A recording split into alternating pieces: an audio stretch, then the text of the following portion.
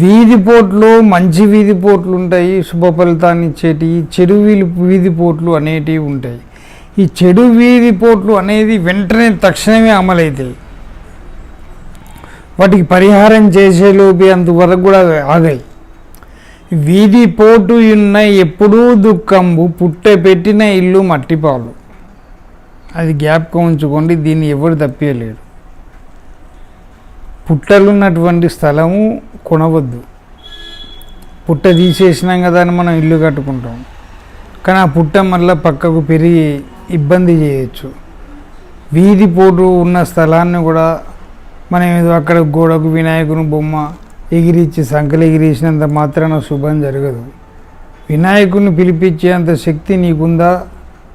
ఆయన వచ్చా కూర్చొని వీధి పోటు లేకుండా పక్కకు జరగడానికి ఆంజనేయుని కదిలించే శక్తి నీకున్నదా? లేదు.